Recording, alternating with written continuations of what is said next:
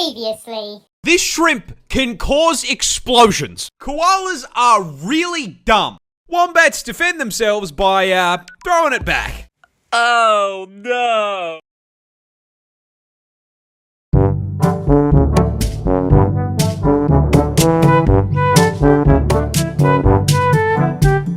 So kid, ready for more wildlife?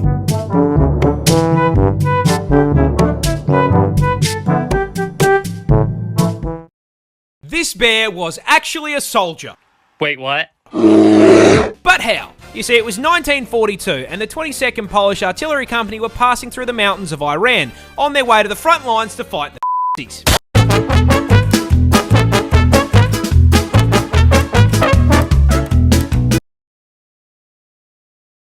While passing through a town on their way, they were stopped by a young Iranian shepherd looking to trade with them for rations and a Swiss Army knife. When the Poles asked what he had to offer in return, the young shepherd produced a burlap sack containing an orphaned Syrian brown bear cub. You see, this bear's mother was shot by hunters, which is how he ended up in a low-tech Pokeball being offered as a trade deal.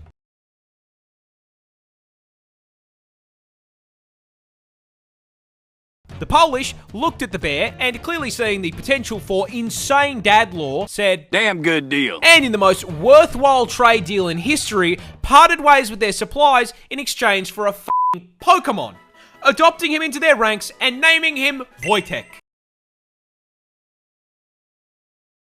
I'm still confused how that thing became a soldier. What you learn, Catnap?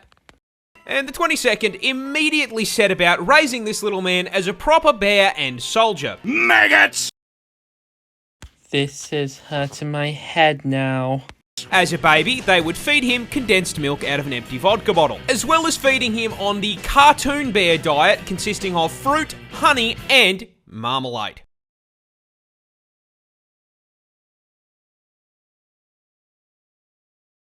They also appointed a soldier as his caretaker, who wasted no time in showing Voytech how to fit in with the rest of the army, teaching Yogi's little cousin to wave, salute, and even march. While not undergoing rigorous military training, Voytech would hang out with the soldiers. He drank coffee with them in the morning, trained with them in the day, and when they all got shit-faced in the evening, he would f***ing wrestle with them. Do you know how much a brown bear has to love you to wrestle you?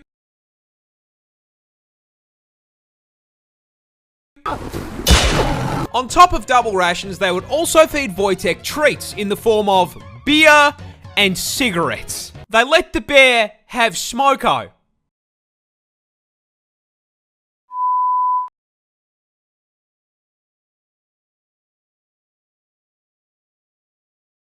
Eventually, Army High Command heard about this and were having absolutely f***ing none of it.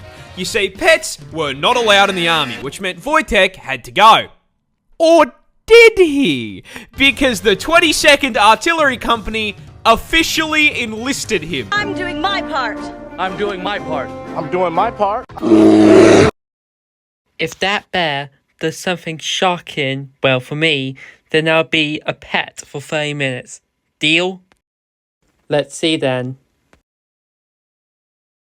Voytech was given a serial number and granted the rank of private, so when confronted about the very conspicuous bear in their ranks, they simply went, "That's not a bear, that's Private Voytech." And Voytech took his new role very seriously, as during the Battle of Monte Cassino in 1944, Voytech began using his bulk to transport artillery shells and ammo to soldiers engaged in combat. They had a fucking resupply bear. For his bravery, he was promoted to the rank of corporal, and the 22nd changed their insignia to a bear carrying an artillery shell. This absolute unit smoked, drank, and dropped artillery on the Nazis. Based.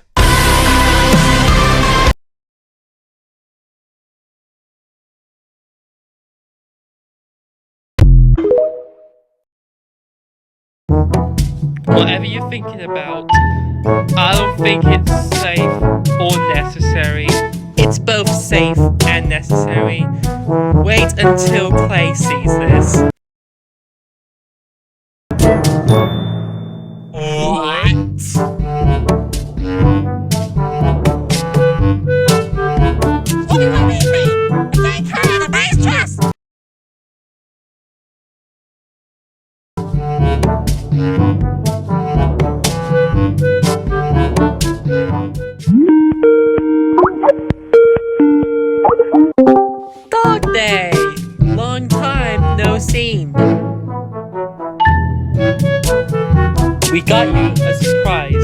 that you're going to love.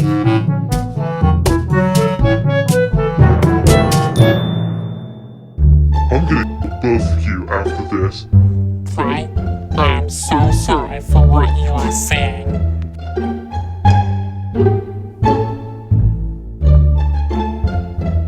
Yes, I would.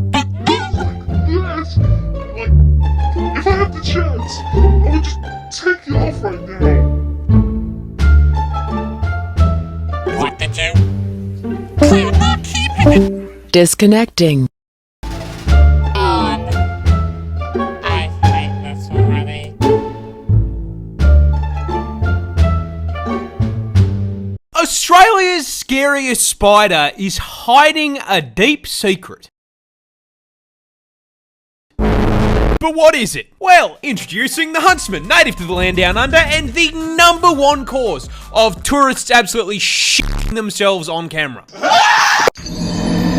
And look, in defense of said tourists, I will be the first to admit, yeah, this looks scarier than a f***ing job application. Those gangly ass legs and the hair make him look like Slender Man's testicle.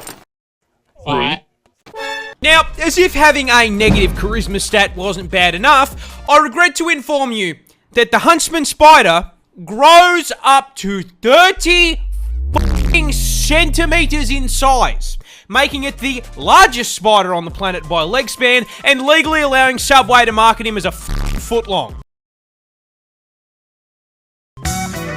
Now, being the spider equivalent of a Ford F-150, you'd think he'd have the common decency to be slow, you know, tank build. Unfortunately, the huntsman is f***ing turbocharged.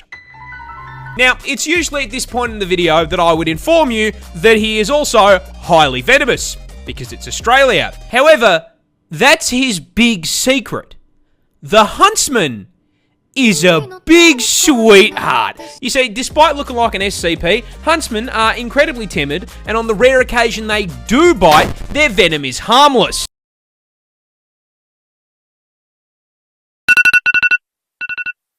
Finally, 30 minutes is up. In fact, seeing one of these bad boys in your house is a blessing in disguise, because if you see a huntsman in your home, I guarantee you won't see any annoying ass flies or mosquitoes, because he's eaten them. You see, he understands he's big enough that he should be paying rent, and so he contributes to the household in pest control. I personally have had one of these bad boys as an 8-legged roommate, and I can tell you, they're pretty good company. Except for the part where they cause car crashes. Yeah, you see, huntsmen like to hide in tight spaces and cracks, and they do it by flattening out their body to fit into the gap. Now, in the house, that usually means you'll just find them behind a painting, but when you're flying down the highway at 110k an hour and decide to flip down the sun visor because God is trying to flashbang you, yeah, they like to sleep in there and you've just dropped one into your lap. Now, whatever you do, don't panic or you're gonna crash the...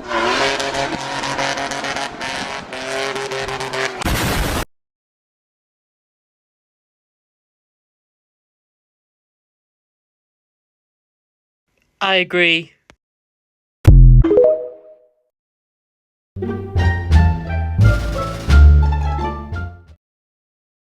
I ate lunch with a wild lizard. How? You see, before I made the videos, I worked as a handyman, and one day a client asked me to do some brush cutting because their lawn was, putting it lightly, completely f***ed. So I'm taming a miniaturized version of the Amazon jungle, and I see something that nearly gives me a heart attack. A big lump of scales slithering through the brush about 2 steps ahead of me. Being Australian, I immediately assumed it was a snake, which is a problem, because the only 2 snakes in my home state are highly venomous and extremely aggressive. Same here, Time Demon. So I immediately stopped what I was doing, backed the f*** up, and got ready to call in the snake catcher to relocate the angry hospital noodle. Help me. However, while dialing the number, I noticed something. That was, kind of too fat to be a snake, and it hadn't tried to eat me yet. So, being the poster child for why women live longer than men, I waddled back over for a closer look, and I found this little guy. This is a blue-tongued lizard, and they're actually pretty cool. Native to Australia, these bad boys are basically a tubby skink, but as the name suggests, they have a bright blue neon tongue. Finally, something happy. Now, I couldn't just leave this distinguished gentleman in harm's way, so I yoinked him and began looking for a place to relocate him away from where I was working. However, during the relocation process, this cute little man proceeded to cuddle up to my shirt and fall asleep, and did not particularly appreciate me trying to move him from his resting place. So, considering it was the middle of the day, I just said, fuck it, called a lunch break, and proceeded to sit in the sun eating a chicken sandwich while Godzilla's little cousin took a nap on my shirt. He sat with me for my entire 30-minute lunch break without me holding him. However, unfortunately, I was only halfway through my workday, so after I wrapped up lunch, I had to say goodbye. I very delicately removed my new scaled friend from my shirt and released him back into the wild. Alrighty, big fella. Off you go. Back into the bushes. There you go. See you, friend. I think this incident legally qualifies me as the first Australian Disney princess. Goodness gracious! That's sad!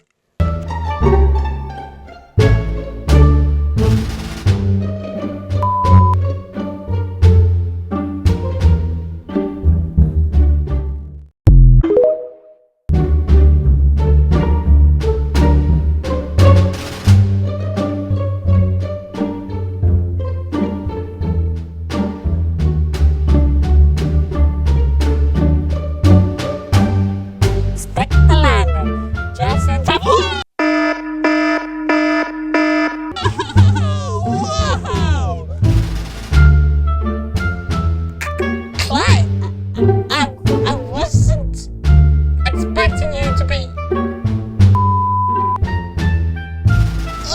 What made you like? Oh.